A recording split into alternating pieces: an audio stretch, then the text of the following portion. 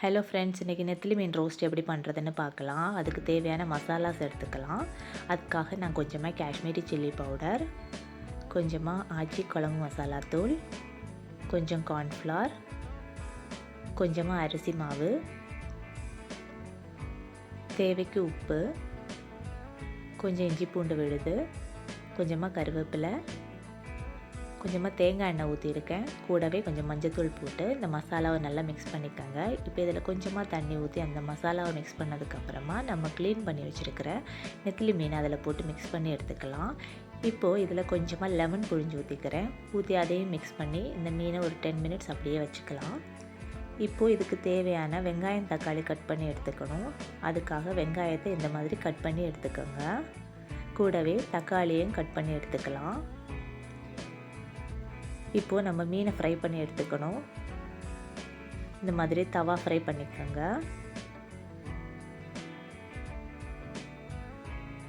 இப்போது மீன் ஃப்ரை ஆகிடுச்சு. இப்போ நம்ம ரோஸ்ட் பண்ண ஆரம்பிச்சுக்கலாம். அதுக்காக கடாய் சூடானதும் கொஞ்சமாக எண்ணெய் ஊற்றிருக்கேன். இப்போ அதில் கொஞ்சமாக சோம்பு போட்டிருக்கேன். சோம்பு பொரிஞ்சதும் கொஞ்சமாக கருவேப்பிலை சேர்த்துக்கிறேன். இப்போ இதில் ஒரு 3 பச்சை மிளகாய் ஆட் பண்ணிக்கிறேன். கூடவே நம்ம கட் பண்ணி வச்சுருக்கிற வெங்காயத்தையும் போட்டு நல்லா வதக்கிக்கோங்க.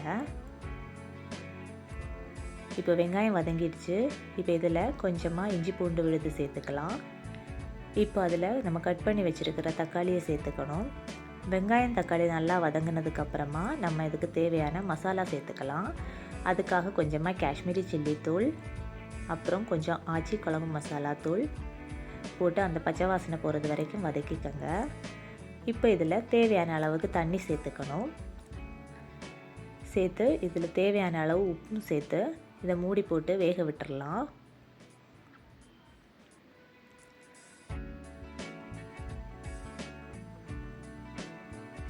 இப்போ ஒரு 10 மினிட்ஸ் ஆகிருக்கு.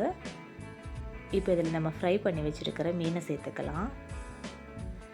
சேர்த்து மசாலாவும் மீனையும் நல்லா மிக்ஸ் பண்ணி எடுத்துக்கோங்க. இப்போ இதை மூடி போட்டு ஒரு 5 மினிட்ஸ் வேக விட்டுடலாம். இப்போது நல்ல சூப்பராக ரெடி ஆகிருக்கு பாருங்கள். அவ்வளோதாங்க. நீங்கள் உங்கள் வீட்டில் ட்ரை பண்ணி பாருங்கள். சூப்பராக இருக்கும். இந்த வீடியோ உங்களுக்கு பிடிச்சிருந்தா லைக் பண்ணுங்கள், கமெண்ட் பண்ணுங்கள், ஷேர் பண்ணுங்கள், மறக்காமல் சப்ஸ்கிரைப் பண்ணுங்கள். தேங்க்ஸ் ஃபார் வாட்சிங்.